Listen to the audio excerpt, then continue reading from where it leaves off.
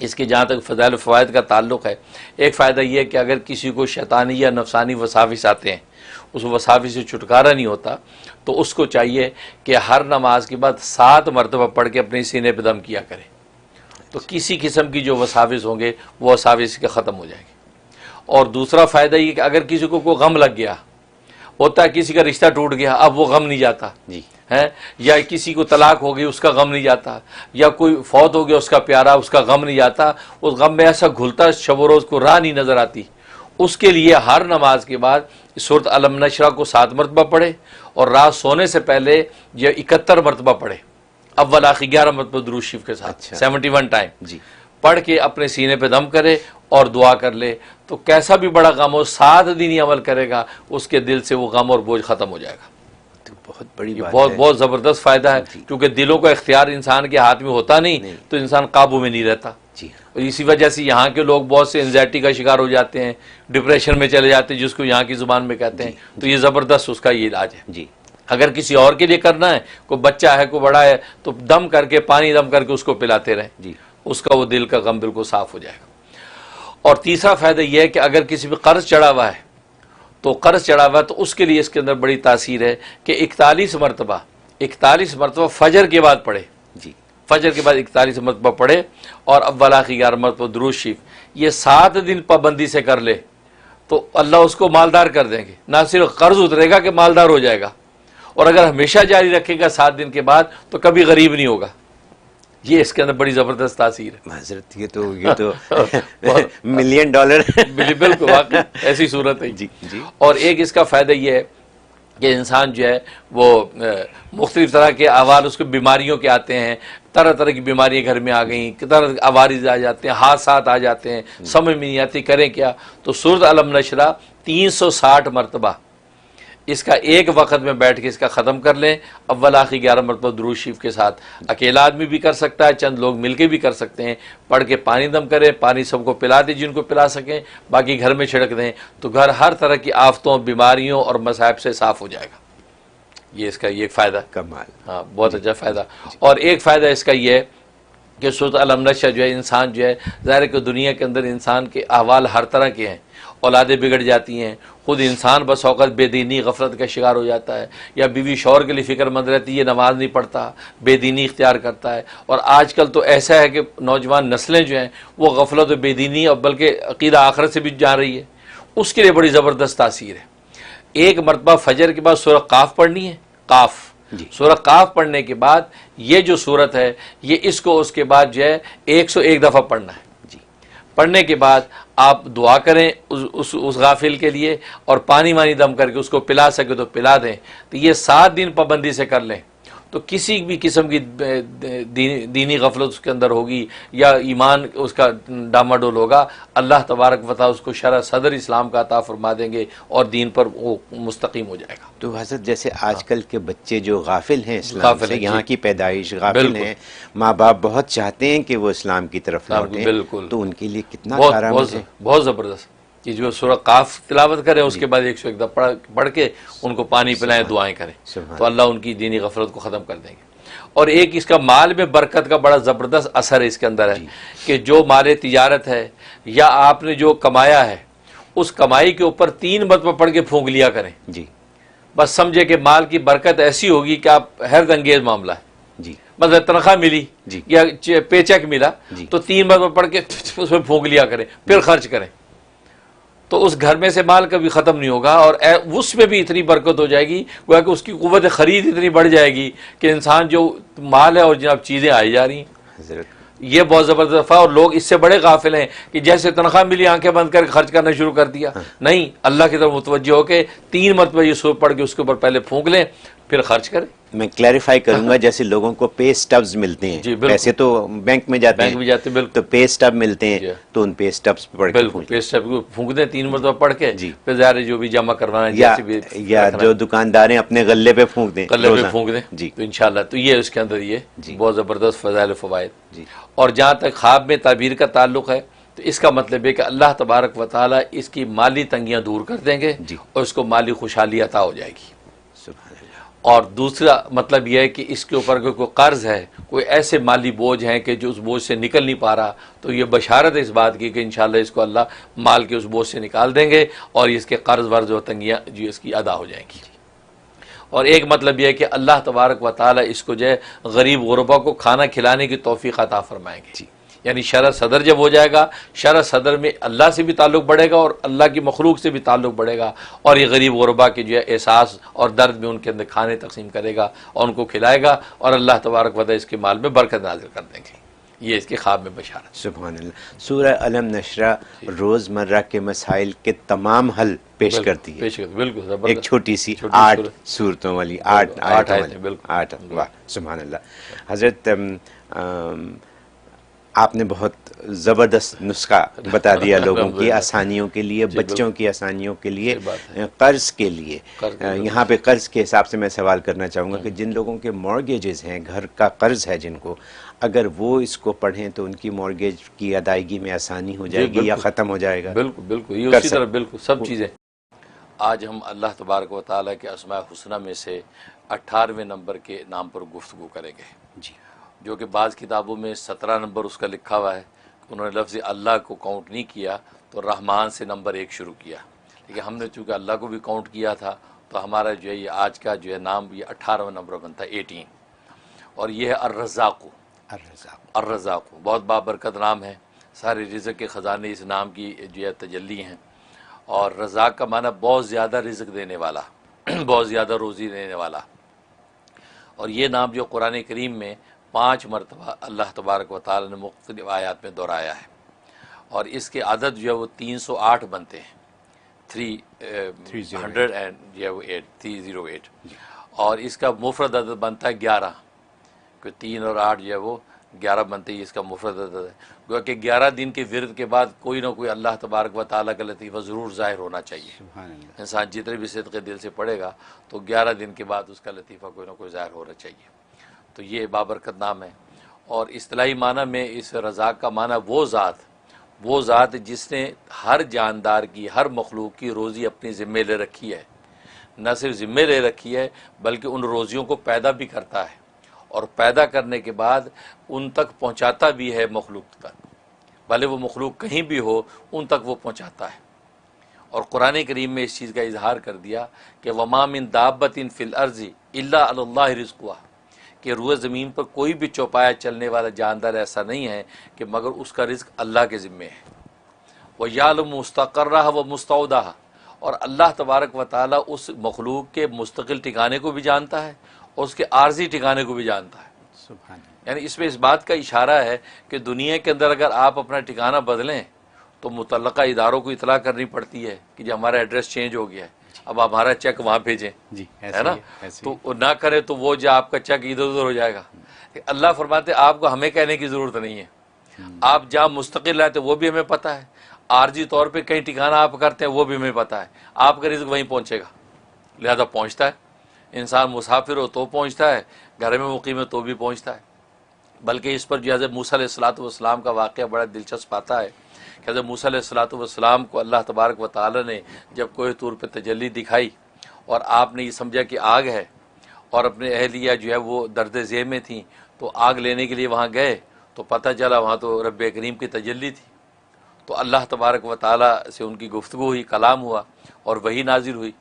اور ساتھ ہی حکم ہوا کہ فرعون کے پاس جاؤ دعوت حق دینے کے لیے۔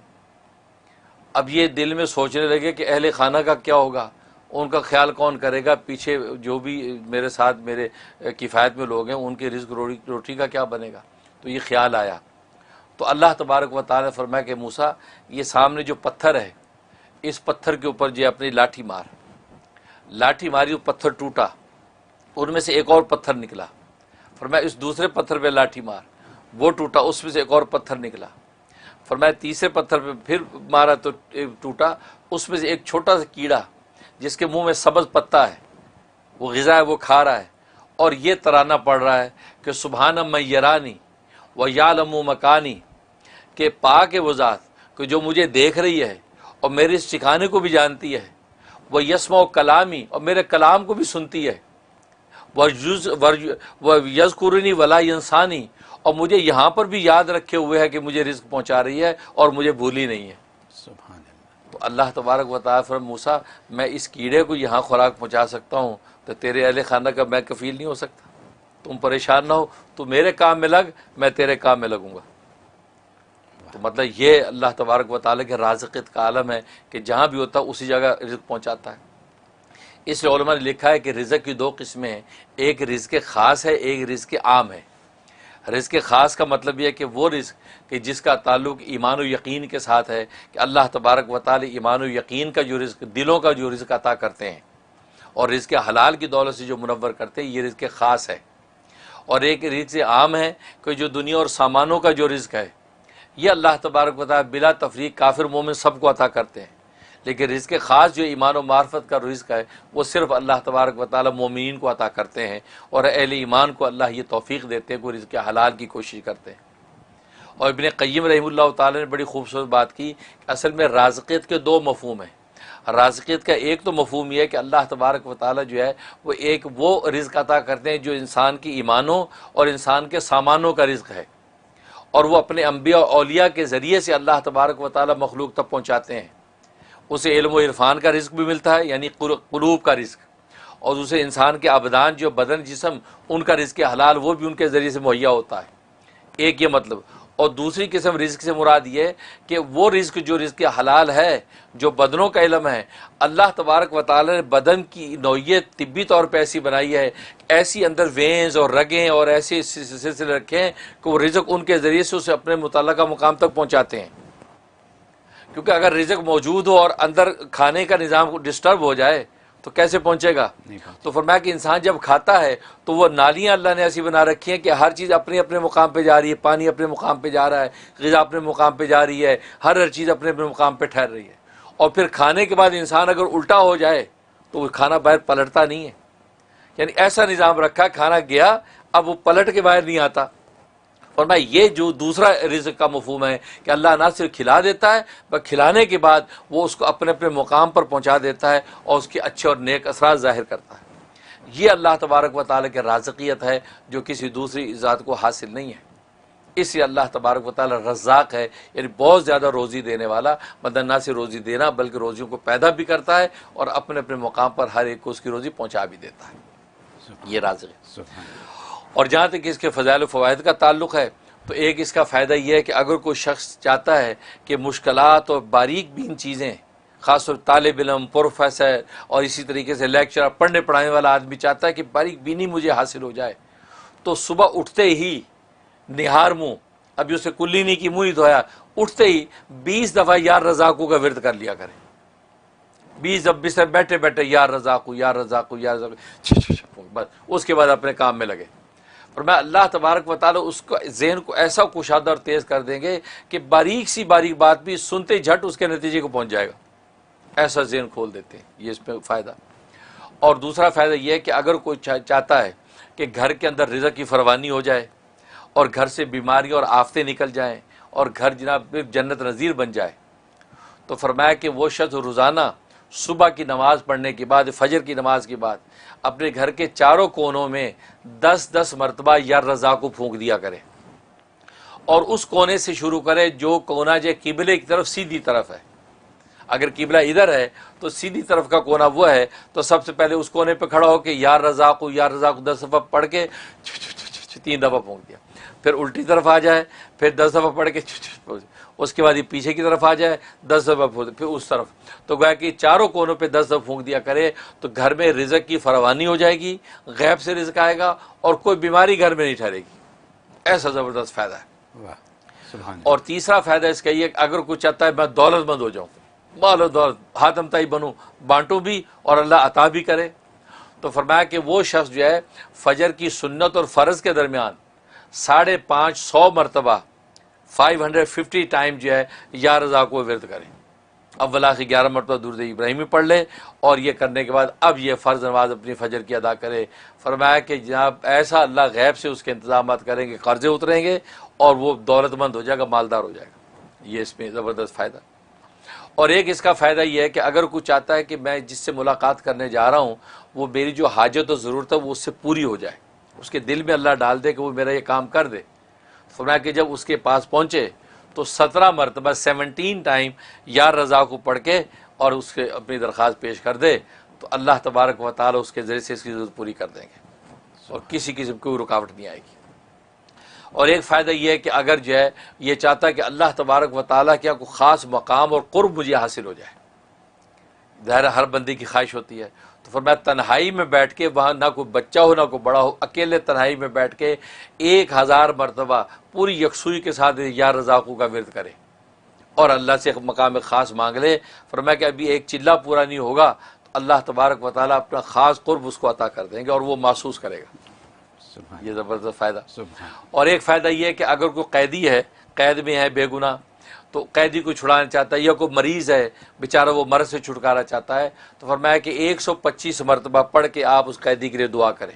اول آخر 11 مرتبہ درود شریف، یا جو مریض ہے اور اس مریض کے لیے 125 مرتبہ پڑھ کے آپ جو اس کی صحت کی دعا کریں، اللہ تبارک و تعالیٰ یہ 3 ہفتے کے اندر ہی انشاءاللہ اس قیدی کو رہا کر دیں گے اور اس مریض کو شفا دے دیں۔ یہ زبردست کے فوائد حضرت ماشاءاللہ۔ اور جہاں تک خواب میں تعبیر کا تعلق ہے، میں خواب میں اگر یہ دیکھا اس کا مطلب ہے کہ اللہ تبارک و تعالی اس کو اپنا قرب خاص عطا کریں گے اور دین دنیا کے جو ہے رزق اور دولتیں اس کے لیے آسان کر دیں گے، لہٰذا یہ صدقات کا اہتمام کرے، مالی صدقہ غریبوں میں بانٹنا شروع کر دے، اللہ مقام خاص بھی دیں گے اور رزق کی فراوانی کر دیں گے۔ یہ تعبیر۔ سبحان اللہ۔ حضرت یہ جو رزق کی جو آپ نے آج تعریف بیان کر دی ہے، رزق خاص، رزق عام، اور اس کے علاوہ جو آپ نے اتنی ایکسپلینیشن دے دی ہے، یہ پہلے نہیں سنی کسی، میں نے نہیں سنی، اور مجھے یقین ہے کہ ہمارے دیکھنے والوں میں سے بہتوں نے اس کو نہیں سنا نہ اس کو سمجھا۔ آج جو یا رزاقوں کے اوپر جو بات ہو گئی ہے، اگر ہم اس کو اپنا لیں واقعی تو ہمارا تو بیڑا پار ہے، سب مسئلے حل۔ یہ اگر میں انگریزی میں کہہ دوں کہ آج آپ نے $1 ملین سولوشن دے دیا۔ صحیح بات ہے۔ کیونکہ اگر فجر کے وضو سے پہلے 20 دفعہ پڑھ لیں، کتنے 2 سیکنڈ لگتے ہیں، 2 سیکنڈ، ٹھیک ہے، وہ پڑھ لیں، پھر اس کے بعد سنتوں اور فرض کے درمیان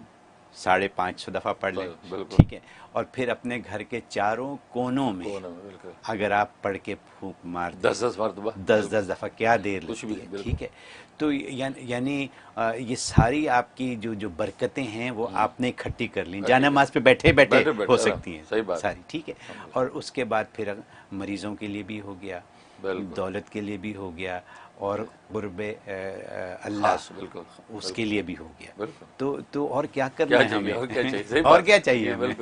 تو سب کچھ تو ہو گیا۔ یہ اتنی باتیں اور اتنی قیمتی باتیں، سبحان اللہ سبحان اللہ۔ مجھے یقین ہے کہ دیکھنے والے اس سے بہت فائدہ اٹھائیں گے، میں بھی اٹھاؤں گا، آپ سب بھی اٹھائیے گا۔